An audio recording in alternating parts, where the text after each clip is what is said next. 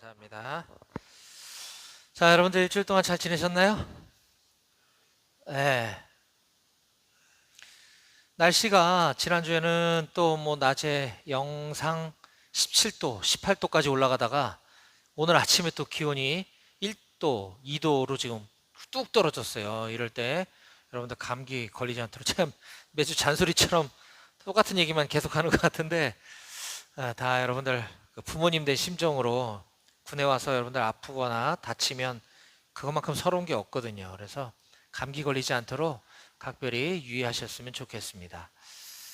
자, 우리 서로 상호 간에 반갑게 좀 인사할까요? 우리 할렐루야로 인사합시다. 서로 얼굴 보며 할렐루야, 할렐루야. 예, 반갑습니다.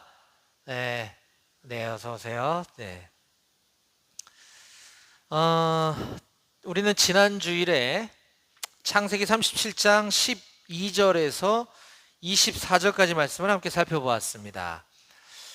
우연처럼 보이는 하나님의 필연이라는 제목으로 함께 말씀을 나눴는데요. 아버지인 야곱, 다른 이름으로 이스라엘이라고도 합니다.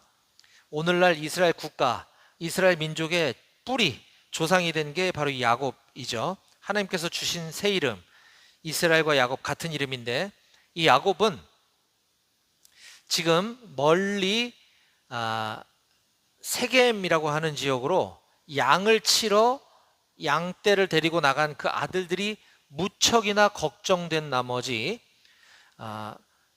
아끼는 아들, 편애하는 아들 요셉을 그 험한 힘든 양치는 일에 안 내보내고 자기가 데리고 있었던 이 요셉을 형들이 양치러 나간 세겜으로 보냅니다. 그 이유는 거기가 위험하기 때문에 형들이 안전한지 무사한지 가서 살피고 오라는 것이었어요. 자, 왜 위험한 일인가? 불과 창세기 37장으로부터 불과 한 2년 전밖에 안 된 창세기 34장 사건은 지금 창세기 37장과 2년밖에 시간 차이가 나지 않습니다. 창세기 34장에 어떤 일이 있었는가 하면 세겜이라고 하는 지역의 화려한 도시, 향락의 도시, 사치의 도시에서 야곱의 12남 1녀 중에 하나밖에 없는 외동딸 디나라는 딸이 있었는데 마치 이태원처럼 그런 향락의 도시 세겜에 봤더니 자기 또래 같은 여자애들이 옷도 예쁘게 입고 화장도 화려하게 하고 춤도 잘 추고 너무 재밌게 노는 거예요. 그래서 이 디나라는 딸이 그곳에 있는 또래 여자애들이 어떤지 이렇게 보러 나갔다가 그 지역에 있는 추장, 리더인 그 지역의 리더인 이 세겜이라고 하는 자에게 몹쓸 짓을 당하게 됩니다. 이 소식을 들은 그 디나의 친오빠들, 자, 그러니까 12명의 13명의 형제자매들이 있었지만 그들의 어머니는 달랐어요, 다. 그러니까 야곱은 부인이 4명이었단 말이죠. 그 4명을 통해서 낳은 아들, 딸들이 12명. 그러니까 디나는 어머니가 같은 친오빠도 있고 어머니가 배다른 오빠들도 있을 거 아니에요. 어머니가 같은 친오빠들이 아무래도 더 가깝겠죠. 그래서 디나의 그 친오빠들인 레위와 시므온이 이걸 내 여동생이 그 낯선 지역에서 그놈한테 당하고 왔으니 참을 수가 없죠. 그래서 그 지역 그 세겜이 자기 아버지를 데리고 야곱을 만나러 옵니다. 그래서 우리 아들이 잘못했다고 사과부터 하는 게 아니라 우리 아들이 당신네 딸을 너무나 사랑하니 우리 둘을 결혼시킵시다. 그리고 뿐만 아니라 앞으로 당신네 민족과 우리 세겜 민족이 같이 결혼도 하고 우리 딸도 시집 보내고 당신네 딸도 시집 보내고 이러면서 우리 같이 여기 어울려 삽시다라고 제안을 합니다. 자, 그런데 이 아들들이 지금 분노가 부글부글 치밀어 오르는 와중에 그걸 꾹 참고 포커페이스를 유지하면서 좋습니다. 그러면 대신 우리는 하나님을 믿는 사람들이기 때문에 우리에게는 할례라고 하는 의식이 굉장히 중요해요. 할례는 그냥 겉으로 드러난 것은 포경수술이지만 이것은 하나님의 언약 백성, 하나님과의 그 언약을 맺은 백성으로서의 일종의 표시, 의식인 거예요. 의식. 그래서 이 포경수술을 우리는 다 하는데 당신네 세계 사람들도 그러면 할례를 받으시오. 그러면 우리와 같이 결혼하고 사이좋게 살 수 있을 겁니다. 그리고 디나와 세겜도 결혼시킬 수 있을 겁니다. 이렇게 얘기를 하자 세겜은 솔깃한 나머지 그의 아버지 하몰과 우리 그렇게 하도록 합시다라고 해서 돌아가서 자기네 지역에 있는 남자들을 설득합니다. 저 이스라엘 사람들이 보니까 딸들도 예쁘고 아들들도 잘생겼는데 우리 앞으로 이렇게 서로 결혼도 시키고 또 저 사람들 보니까 돈도 많은데 여기서 상거래도 하도록 하면 우리도 좋고 서로 좋지 않겠냐. 그런데 저 사람들이 보니까 유대인들이라 할례를 받아야 된다고 합디다. 그러니 우리도 할례 같이 받읍시다. 까짓 거 할례 뭐 포경수술인데 그 위생에도 좋고 어차피 그 좋은 거잖아요. 그래서 우리 할례 합시다. 이게 설득을 합니다. 세겜에 있는 모든 남자들이 다 할례를 받았어요. 그런데 여기는 우리도 포경수술 받아봐서 알지만 수술하고 마취가 풀리고 마취가 깨어나고 이제 막 가장 아프려고 하는 그 3일차 되던 그날 종이컵 차고 있는 바로 그때, 이땐 종이컵이 없었겠지만 그 가장 아픈 그때 이 디나의 오라버니인 시므온과 레위가 세겜 성읍에 있는 그 모든 남자들, 종이컵 차고 엉거주춤 걷는 남자들을 다 죽여버립니다. 끔찍한 복수를 벌인 거죠. 그랬더니 아버지인 야곱은 이놈의 새끼들이 미쳤나, 너 어떡하려고 그러냐, 이제 쟤네들이 우리 복수하러 오면 우린 다 죽었다, 이 자식들 막 이러면서 막 불안에 떨자 이제 다 보따리를 짊어지고 그 성을 도망쳐 나옵니다. 그 사돈의 팔촌 뭐 다른 옆 동네에 있는 사람들까지 다 불러서 자기들 복수할까봐 그럴 수 있겠죠. 그래서 도망을 쳐 나왔단 말이에요. 그러고 난 지 불과 2년밖에 안 됐는데 지금 오늘 창세기 37장에서 아들들이 다시 그 세겜으로 양을 치러 갔다고 하니 야곱은 얼마나 걱정됐겠습니까? 그렇죠. 2년 전 사건이면 그 사람들이 얼굴도 다 기억할 거 아니에요. 그렇죠? 너무 걱정되는 겁니다. 그래서 정말 요셉만큼은 그 험한 일을 안 시키려고 그랬는데 야, 너 가서 형들이 무사한지 안전한지 좀 보고 와야 되겠다. 세겜 갔다 와. 보내는 것입니다. 그런데 지금 야곱이 있는 그 헤브론 골짜기에서부터 세겜까지의 거리는 지도상으로만 무려 80km. 가다 보면 길이 고속도로처럼 난 게 아니라 뭐 꼬불꼬불 할 거 아니에요. 그러면 엄청 멀었겠죠. 그냥 80km라고만 계산해도 우리가 행군하는 속도로 걸어가면 1시간에 4km 걸어가니까 20시간, 쉬지 않고 20시간을 걸어가야 되는 먼 길을 요셉이 형들을 찾아서 갔습니다. 뭐 중간에 잠도 잤을 거고 밥도 먹었을 거니까 더 길어졌겠죠. 세겜에 딱 도착했는데 형들이를 못 찾겠는 거예요. 형들이 안 보여. 더 걱정이 됐겠죠. 그죠? 큰일 났다. 우리 형들 어디 갔나? 그러게 왜 세겜을 왔지? 여기 오지 말고 딴 데로 가지. 어디 간 거야? 혹시나 복수를 당했나? 막 이러고 있는 찰나에 지나가는 이름 모를 어떤 한 사람이 보아하니 당신 이 동네 사람이 아닌 것 같은데 누구요?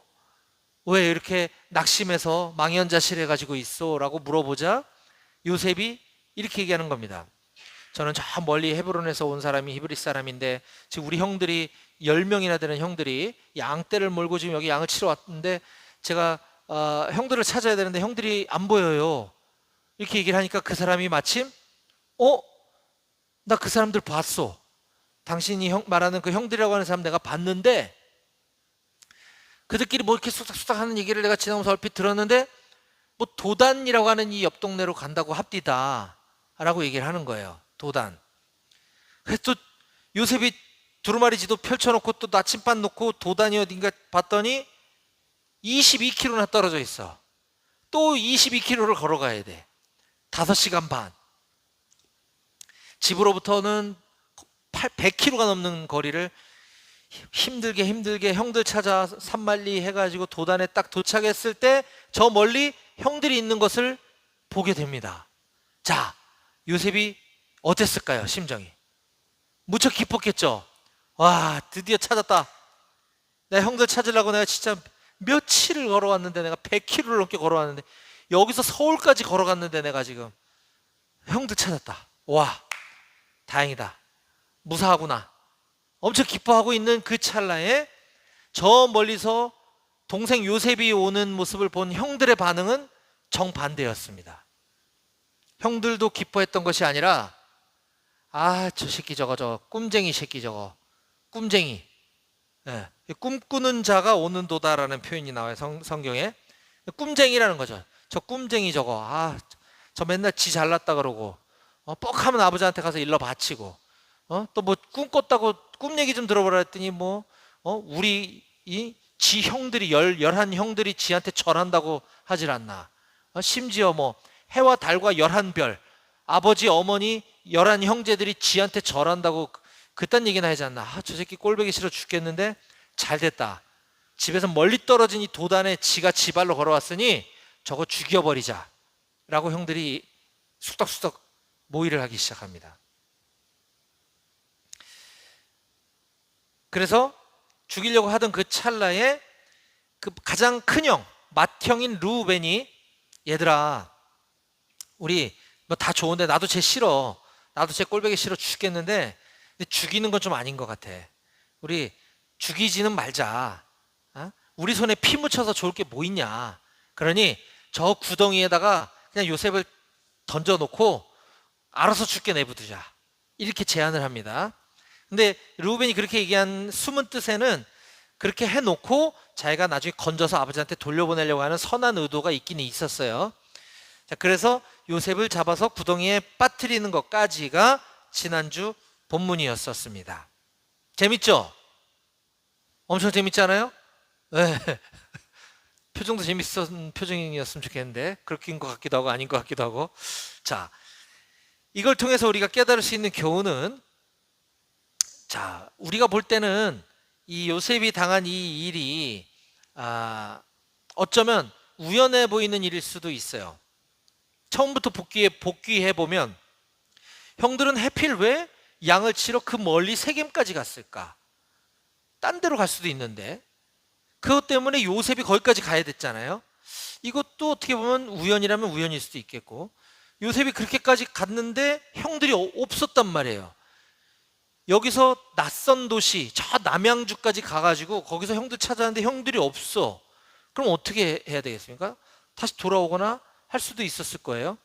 근데 그 찰나에 해필 지나가는 사람을 만났는데 그 사람들이 형들을 보았다고 하는 것도 희한한 우연치곤 우연이고, 게다가 그 사람이 형들이 도단으로 가자고 자기들끼리 얘기했던 걸 또 들었다는 것도 너무 기가 막힌 우연일 수밖에 없고, 그렇게 해서 찾아간 형들의 손에 의해서 죽을 뻔했던 요셉이 평상시 나한테 이렇게 잘해주지도 않던 큰형 르우벤이 또 말려가지고 죽이지 말자고 하는 바람에 목숨을 간신히 건치게 되죠.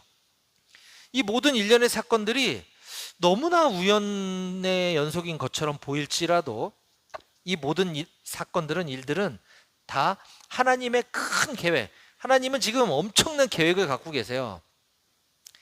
이스라엘 민족, 죄에 빠진 이스라엘 민족들을 훈련시키고 죄에서 건져내는 데 있어서 그들의 스스로 힘으로 나오는 것이 아니라 하나님의 기적과 같은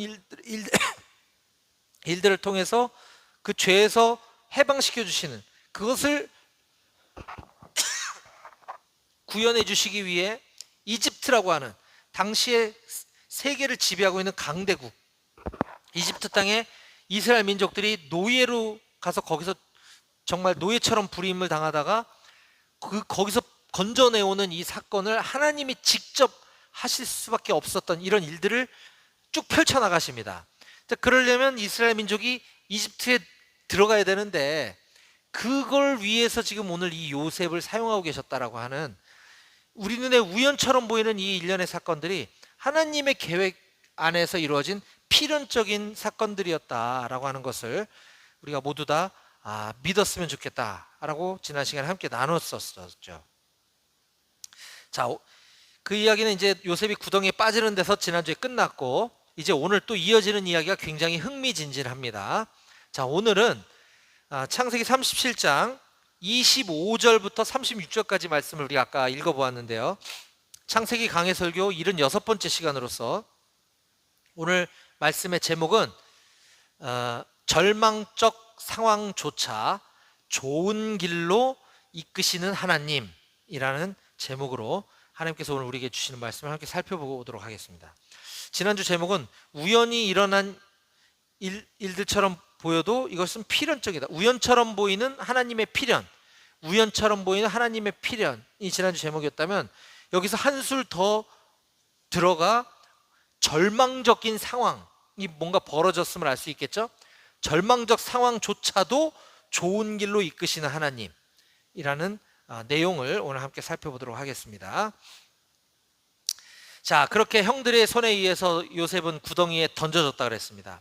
그가 입고 있었던 화려한 채색 옷도 꼴 보기 싫어서 형들이 벗겨버렸어요. 아버지가 요셉에게만 비싼 옷 사서 입혔던 그 채색 옷, 정말 왕자들, 정말 고위 관료들만 입는다고 하는 그 채색 옷을 벗겨버리고 빨개 벗겨서 던져버린 거죠. 그렇게 해놓고 나서 형들이 지금 뭐하고 있는가 봤더니 마치 아무 일도 없었다는 듯이 태연스럽게 자기들끼리 앉아서 밥을 처먹고 있었다라는 거예요. 이게 말이 막 나왔네. 내가 열받아가지고. 형들의 모습을 한번 보겠습니다. 25절. 그들이 앉아 음식을 먹다가, 이 음식이 목구멍으로 넘어가는지 모르겠어요. 눈을 들어본 즉 한 무리의 이스마엘 사람들이 길르앗에서 오는데 그 낙타들의 향품과 유향과 모략을 싣고 애굽으로 내려가는지라. 상인들의 길르앗이라고 하는 지역에서부터 애굽을 향해 가던 상인들의 모습을 형들이 보았다는 거예요. 뭔가 이들과 관련된 사건이 이제 펼쳐질 것 같죠. 자, 지금 이 대목을 우리가 조금 더 감정이입을 해서 한번 봤으면 좋겠어요. 그냥 그들이 앉아 음식 먹다가 누가 지나가는데 봤다, 이러면 아무런 감흥이 없단 말이죠. 형들이 요셉의 옷을 벗기고 그들을 구덩이에 집어 던질 때 요셉은 어떤 반응을 보였을까요? 형들이 나 반가워서 지금 행가를 쳐주나? 이랬을까요? 아니죠. 형들이 뭔가 흥분해갖고 지금 저러고 있는 것 같은데, 저 안 아프게 던져야 되는데, 저 팔 다치면 안 되는데 살살 던지지, 뭐 이랬을까요? 그것도 아닌 것 같죠. 막 살려달라고 막 몸부림치고 애원하지 않았을까요? 그죠?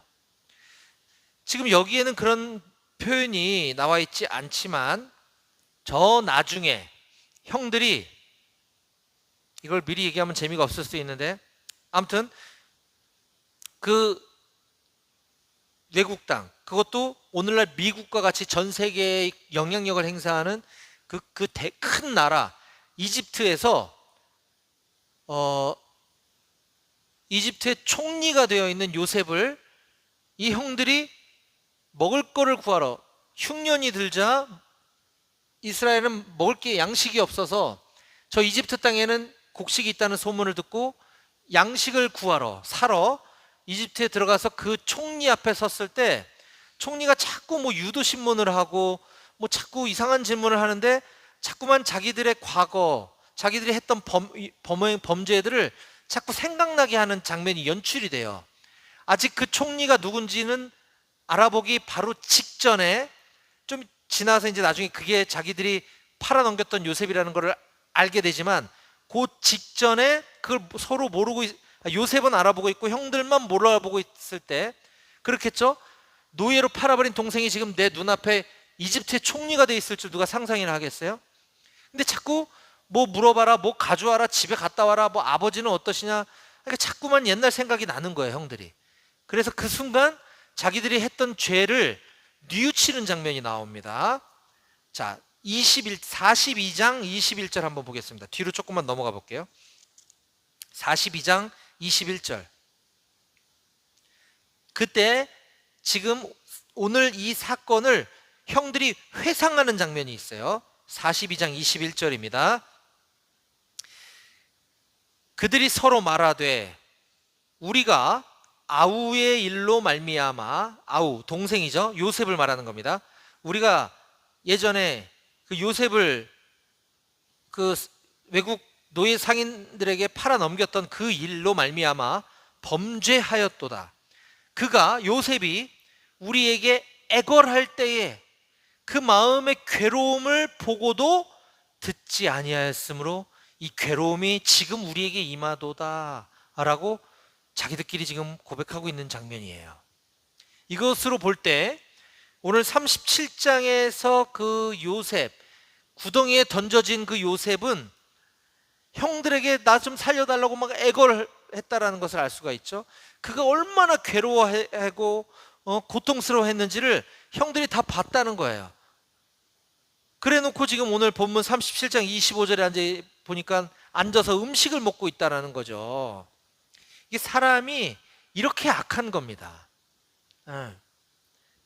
어떻게 이럴 수가 있는지 참 상상이 안 되는데, 뭐 오늘날 뉴스에 나오는 여러 강력 범죄들 보면 정말 저렇게 사람이 악할 수 있을까 하는 것들을 우리가 종종 보게 되는데, 그 정도로 이들만 그런 게 아니라 우리도 그런 악한 죄성이 우리 안에 있다라고 하는 사실을 우리가 결코 잊지 말아야 할 것입니다. 자, 그럼 바로 그때 이 애굽을 향해 지나가던 그 상인들 우연히 그 형들 앞을 지나치게 되었고, 이를 본 형들 중에 넷째 형인 유다가 동생들에게 다음과 같이 제안을 합니다. 지금 요셉은 구덩이에 던져져 있는 상황이에요. 자, 넷째 형 유다가 뭐라고 얘기하는가? 오늘 37장 26절을 한번 보겠습니다. 오늘 본문 26절입니다. 유다가 자기 형제에게 이르되 우리가 우리 동생을 죽이고 그의 피를 덮어둔들 무엇이 유익할까? 자, 그를 이스마엘 사람들에게 팔고 그에게 우리 손을 대지 말자. 그는 우리의 동생이요 우리의 혈육이니라 하매 그의 형제들이 청종하였더라. 이 얘기를 들으니까 뭔가 좀 이상합니다. 그의 앞선 21절에 보면 지난주에 나눴던 그 21절, 큰형 첫째 형 르우벤이 이렇게 얘기했었거든요. 처음에는 저기 꿈꾸는 자가 오는도다, 우리가 그를 죽이자라고 할 때 큰형 르우벤이 우리가 그의 생명은 해치지 말자라고 권면을 했어요. 그래서 구덩이에 던졌단 말이죠. 근데 지금 26절에 유다의 얘기를 들어보면 우리가 우리 동생을 죽이고 그의 피를 덮어둔들 무엇이 유익하겠냐라고 동생들을 또 설득하는 것을 볼 때 이들은 요셉을 죽이겠다는 거를 지금 접은 게 아니었다라는 걸 알 수 있는 거죠. 그렇죠? 르우벤이 죽이지 말자라고 해서 구덩이에다가 요셉을 던져 놓긴 했지만 계속해서 쟤를 죽이려고 마음을 먹고 있었다는 거예요. 이것은 큰형 르우벤의 리더십이 이 가족들, 동생들에게 미치지 못하고 있었다는 것도 우리가 알 수 있는 것입니다. 그런데 또 재미있는 것은 21절, 22절에서 르우벤이 동생들에게 우리가 그의 생명은 해치지 말자, 우리 쟤를 그냥 구덩이에만 던져 놓자라고 할 때 형제들의 반응이 전혀 성경에 언급되어 있지 않아요. 소위 개무시한 거죠. 개무시. 죽이지는 않았어요. 그냥 르우벤이 하자는 대로 했지만 형이 뭐 얘기하는데 알았어요. 뭐 아무 소리도 안 해. 무시. 근데 넷째 형 유다가 지금 27절에서 얘기할 때는 그 끝에 보니까 그의 형제들이 청종하였더라. 유다의 그 제안. 자, 우리 동생을 죽이고 그의 피를 덮어둔들 무엇이 유익할까? 자, 요셉을 이스마엘 사람들에게 팔고 그에게 우리 손을 대지 말자. 그는 우리의 동생이고 혈육이 아니냐 하매 그의 형제들이 청종하였더라. 귀담아 들었더라. 즉 큰형 르우벤은 개무시, 넷째 형 유다는 이 형에게는 늘 일리가 있어, 유다가 더 똑똑해, 이런 지금 형제들의 모습을 우리가 볼 수 있었다는 거죠. 르우벤과 유다의 리더십이 지금 비교가 되고 있는 장면입니다. 자, 그래서 결국 요셉은 유다의 제안에 따라 그 지나가던 상인에게 은 20세겔에 팔려가게 됩니다. 팔아 넘기게 됩니다. 28절. 그때에 미디안 사람 상인들이 지나가고 있는지라 형들이 요셉을 구덩이에서 끌어올리고 은 20, 여기서 말한 은 20은 20세겔입니다. 그때 당시 화폐 단위로. 은 20세겔의 그를 이스마엘 사람들에게 팔매 그 상인들이 요셉을 데리고 애굽 이집트로 데리고 갔다. 미디안 사람 상인들, 이스마엘 사람들 같은 말입니다. 이 당시에 이 이스마엘의 그 후손들, 그 민족을 미디안 지역인데 그 같은 말로 혼용해서 쓰고 있었어요.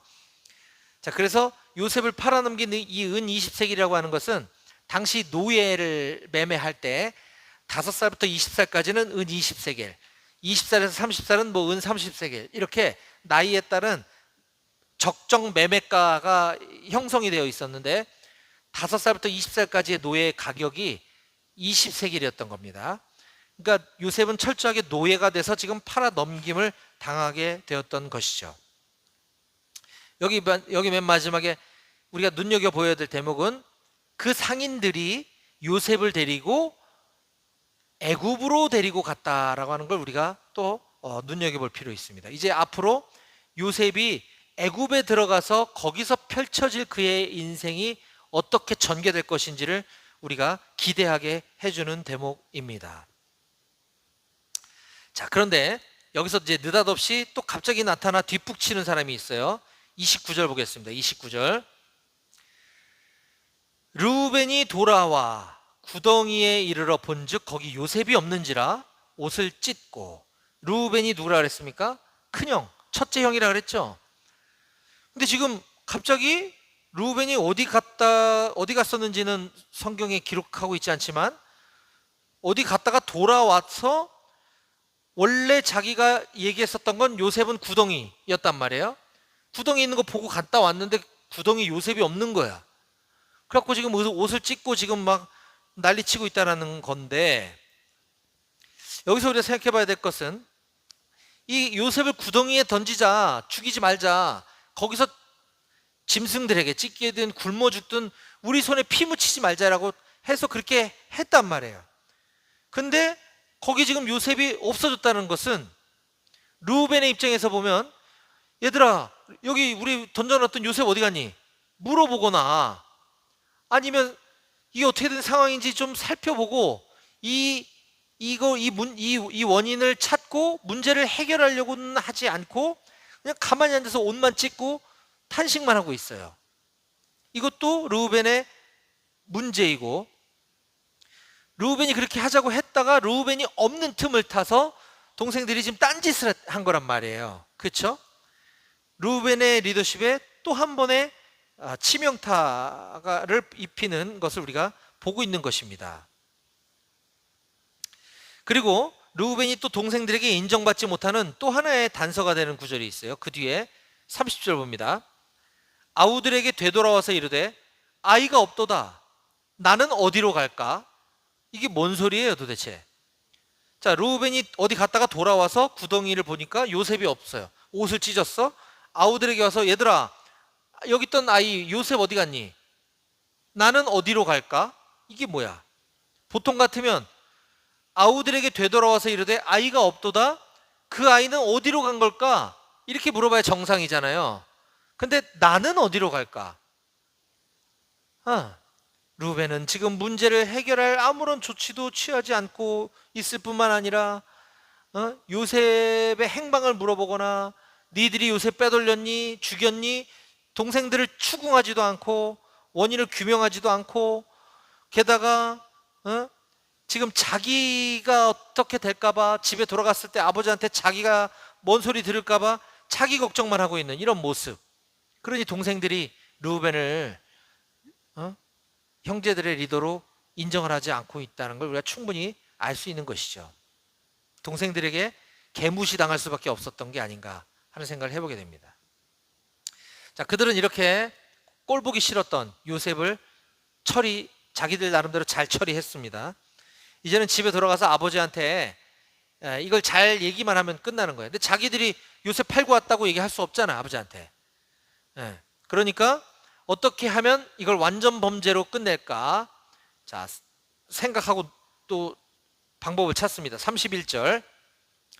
그들이 요셉의 옷을 가져다가 아까 벗겼던 그 옷, 채색 옷을 가져다가 순염소를 죽여 그 옷을 피에 적시고 그의 채색 옷을 보내어 그의 아버지에게로 가지고 가서 이르기를 우리가 이것을 발견하였으니 아버지 아들의 옷인가 보소서.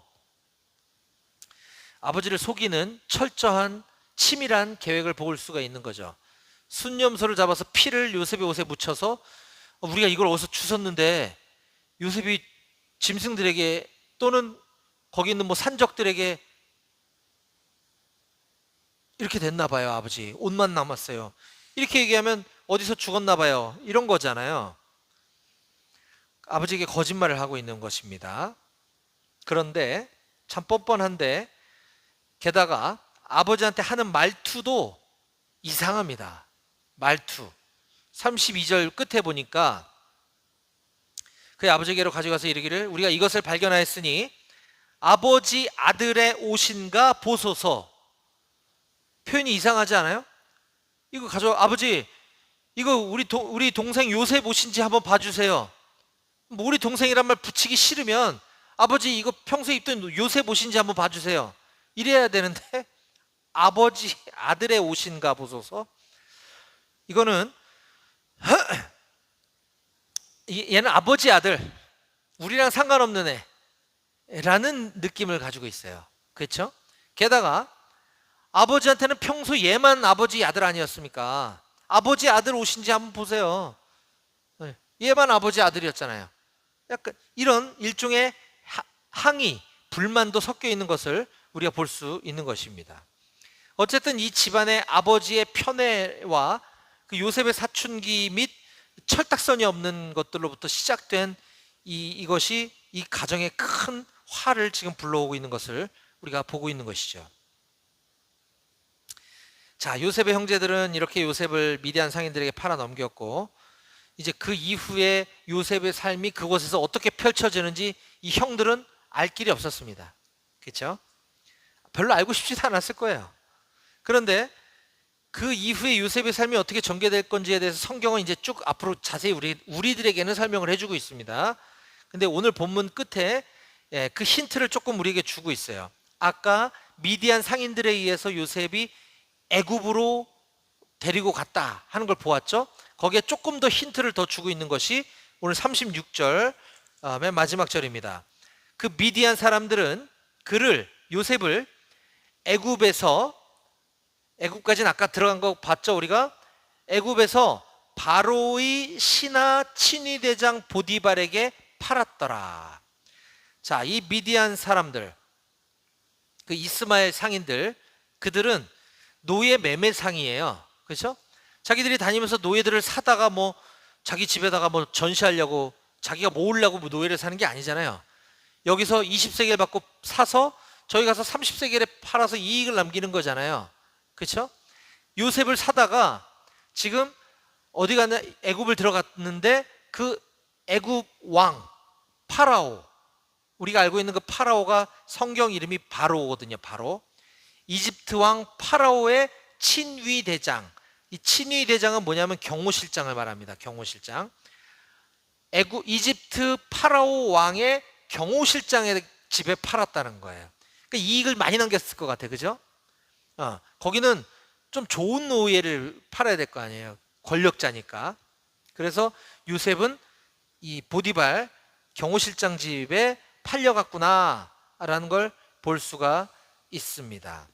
여기서 우리는 왠지 요셉이 그러면 왕의 경호실장 집에서 열심히 노예 생활하고 거기서 가정 총무일 열심히 하다가 실력을 인정받아서 뭔가 거기서 크게 출세하는 어떤 그런 신분 상승의 기회를 얻지 않았을까라고 쉽게 상상해 볼 수 있지만 이 다음에 펼쳐지는 성경의 이야기들은 우리가 예상하는 그런 호락호락하고 쉬운 방법이 아니었습니다. 거기서 온갖 또 누명을 덮어쓰고 감옥에 갔다가 막 산전수전 공중전 다 겪고 나중에 하나님께서 그렇게 높이 쓰시기는 하지만 이제 다음 주, 다다음 주에 이어지는 이야기는 우리가 예상하는 것과는 달리 엄청난 반전이 우리를 기다리고 있습니다. 기대되지 않으신가요, 여러분? 네.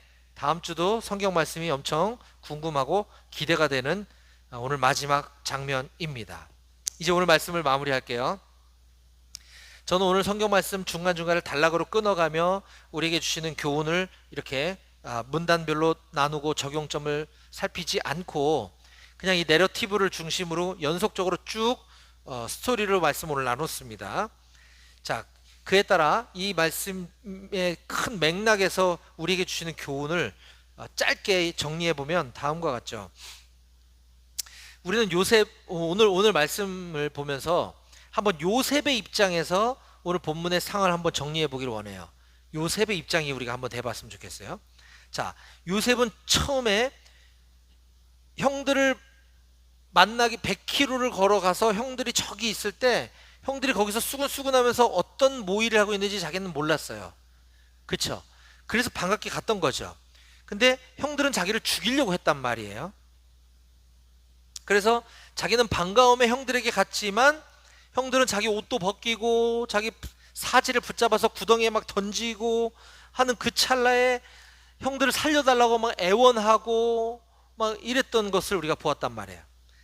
자, 그러더니 이번에는 형들이 자기를 또 노예 취급을 하면서 외국 상인들에게 아예 팔아 넘겨버렸어요. 이제 다시 돌아올 방법도 없어져 버렸단 말이죠. 요셉의 입장에서는 정말이지 절망의 연속인 것입니다. 내가 뭘 그렇게 잘못했다고. 우리가 호적에서 파고 너 나가서 네가 알아서 살아 해도 가슴이 무너질 텐데 아예 이거는 그냥 짐승처럼 팔아버린 거예요. 죽이려고 하질 않나. 절망의 연속이었을 거예요.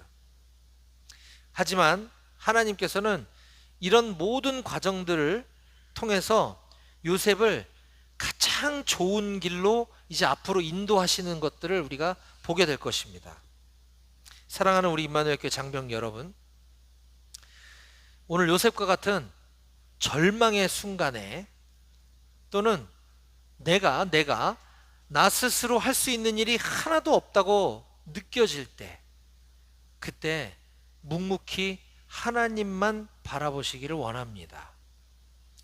우리에게 닥치는 모든 일, 즉 우리의 판단 기준에서 봤을 때 그것이 좋은 일이든 나쁜 일이든 간에 나에게 벌어지는 모든 일들, 이것들은 결국 우리를 구원의 길로 이끄시고 우리에게 복을 주시기 위한 하나님의 선하신 계획, 하나님의 가장 옳은 계획이심을 반드시 믿으시기 바랍니다. 저는 우리 사랑하는 임마누엘 교회 전 장병들이 이와 같이 절망적 상황조차 좋은 길로 이끄시는 하나님만 바라보며 믿음의 길을 걸어가는 우리 모두가 다 되시기를 주님의 이름으로 간절히 축원합니다. 아멘. 기도하시겠습니다.